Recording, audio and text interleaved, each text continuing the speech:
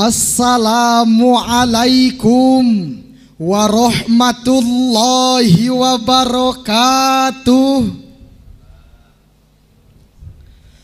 Alhamdulillahilladzi ja'alal insana fil ardi khalifah bi awsafin wa anwa'in mukhtalifah. Wa bidzalika aujaba alaina ikhwah as-salatu wassalamu ala rasulillah wa ala alihi wa sahbihi wa man tabi'a risalatah, amma ba'd. Dewan Hakim yang kami muliakan, hadirin sebangsa dan setanah air yang kami banggakan. Multikultural atau keanekaragaman merupakan sebuah keniscayaan dan harus menjadi sumber kekuatan dalam membangun bangsa Indonesia kaya akan keberagaman, baik suku, adat istiadat, budaya maupun agama. Hal inilah hadirin yang membuat terpukaunya Hildegard, salah seorang sosiolog dunia, sehingga mencantumkan nama Indonesia pada judul bukunya Indonesian Cultures and Communities.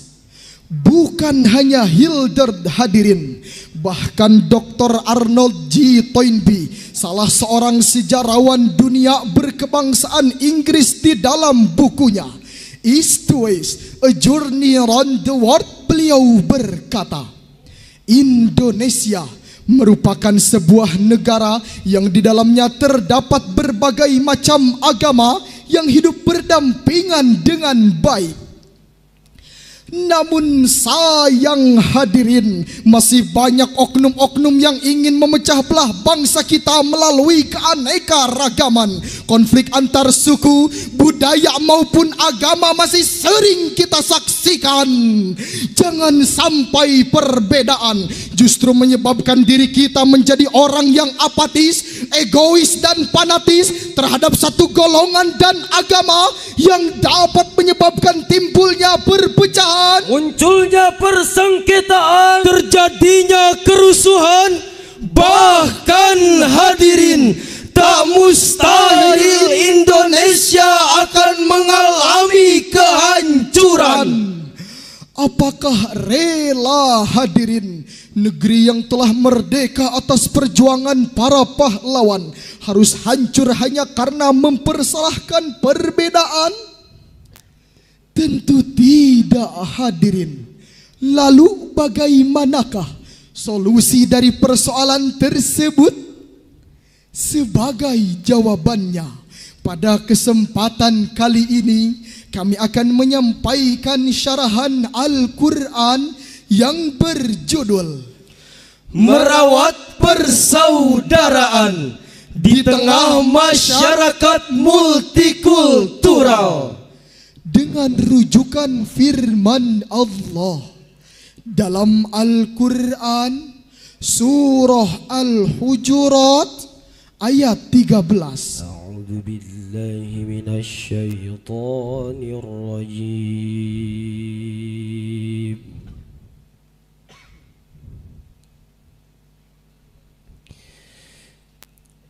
Bismillahirrahmanirrahim.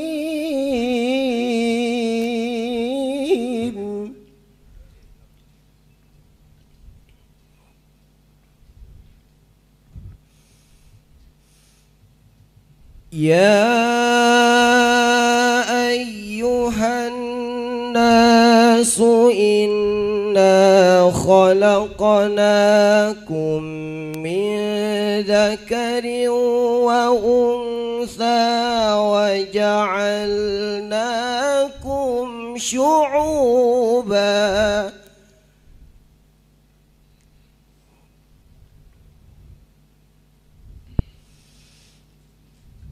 وَجَعَلْنَاكُمْ شُعُوبًا وَقَبَائِلَ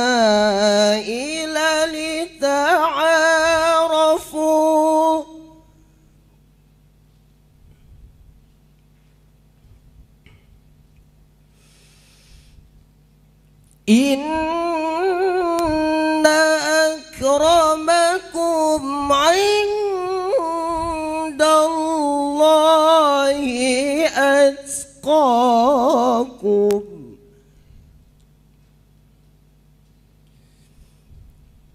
Innallaha alimun khabir. Aku berlindung kepada Allah dari godaan syaitan yang terkutuk. Dengan menyebut nama Allah yang Maha Pengasih lagi Maha Penyayang. Wahai manusia, sungguh kami telah menciptakan kamu dari seorang laki-laki dan seorang perempuan. Kemudian kami jadikan kamu berbangsa-bangsa dan bersuku-suku agar kamu saling mengenal. Sungguh yang paling mulia di antara kamu di sisi Allah, dialah orang yang paling bertakwa. Sungguh Allah Maha mengetahui lagi Maha teliti. Dewan Hakim yang arif dan bijaksana, hadirin pemuda-pemudi yang berbahagia. Lantunan ayat tadi terdapat kalimat Inna khalaqnakum min dzakari wa untha. Al-Imam Abul Qasim Abdul Karim Al-Husairi An-Naisaburi Asy-Syafi'i dalam kitabnya Lataiful Isarah juz 3 halaman 233 menafsirkan bahwa ajma'ukum min Adam wa Hawa thumma ja'alnakum syu'uban wa qabaila lita'arafu la litakashuru wa la litanafusu. Aku mengumpulkan kamu berasal dari Nabi Adam dan Siti Hawa. Kemudian kami jadikan kamu berbangsa-bangsa dan bersuku-suku agar kamu saling mengenal, bukan untuk berbangga-bangga. Sejalan dengan itu, menurut Imam Az-Zuhri yang bersumber dari Ibnu Munzir menjelaskan bahwa asbabun nuzul ayat tersebut diturunkan ketika Rasulullah sallallahu alaihi wasallam memerintahkan kepada Bani Baydah untuk menikahkan putri dari golongan mereka kepada Abu Hindin. Kemudian Bani Baydah bertanya kepada Rasulullah, "Ya Rasulullah, apakah kami harus menikahkan putri-putri kami kepada budak-budak kami?" Belum sempat Rasulullah menjawabnya, kemudian turunlah Al-Quran surah Al-Hujurat ayat 13 yang diisyaratkan dalam kalimat lita'arafu ay khalaqakum kadzalika ayya'rifa ba'dukum ba'da. Allah menciptakan secara beragam dengan tujuan agar kamu saling mengenal antara satu dengan yang lainnya. Demikian penjelasan Imam Khalid Abdurrahman Al-Aqi dalam kitabnya Safwatul Bayan Lima'anil Quran halaman 516. Keragaman budaya atau multikultural merupakan salah satu dari banyaknya keragaman yang ada di Indonesia. Agama Islam sangat menekankan kepada umatnya untuk saling menghargai, menghormati dan bertoleransi. agar banyaknya keragaman di Indonesia tetap lestari sebagai aset bangsa yang begitu berharga. Hal terpenting dalam Islam adalah tetap menjaga akidah dan melestarikan persaudaraan. Sesuai moto Forum Komunikasi Umat Beragama, akidah terjamin, ukhuwah terjalin, sehingga menjadi kekuatan kebersamaan menuju Indonesia hebat, kuat dan bermartabat. Sebagaimana sebuah lirik lagu yang diciptakan oleh Dr. Kiai Haji Nuril Arifin Hussein dan Dr. Jimmy B. Ontoro yang berjudul Nyanyian Perdamaian. Walau berbeda suku bangsa dan berbagai macam agama, bagai taman bineka Tunggal Ika, tetaplah berkasih sayang di dalam kehidupan. Kita sebangsa Indonesia.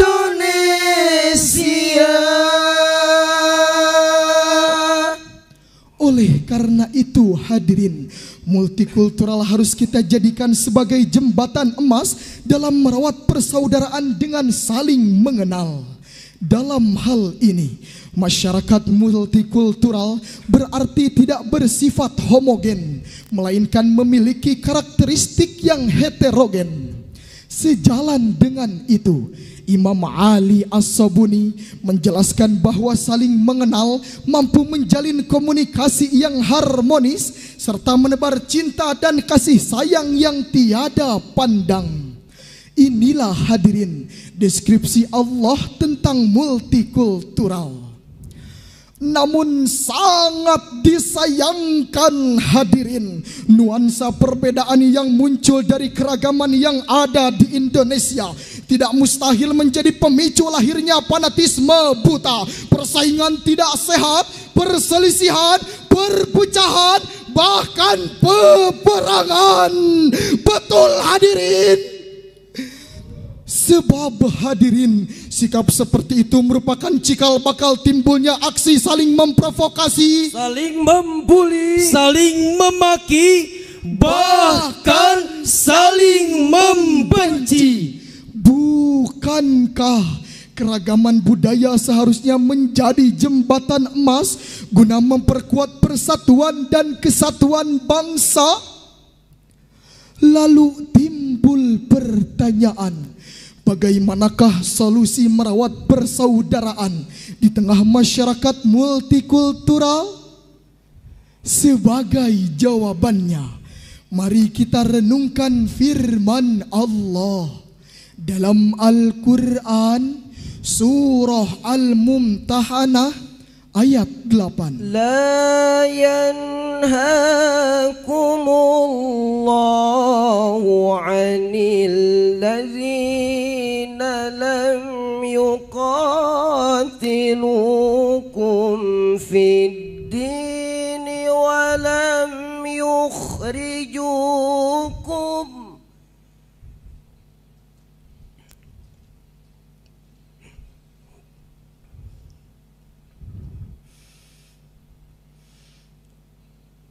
ولم يخرجوكم من دياركم أن تبروهم وتقسطوا إليهم إن الله يحب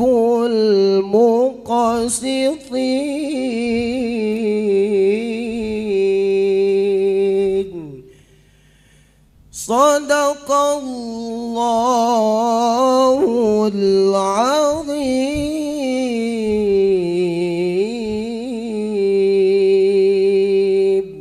Allah tidak melarang kamu berbuat baik dan berlaku adil terhadap orang-orang yang tidak memerangimu dalam urusan agama dan tidak mengusir kamu dari kampung halamanmu.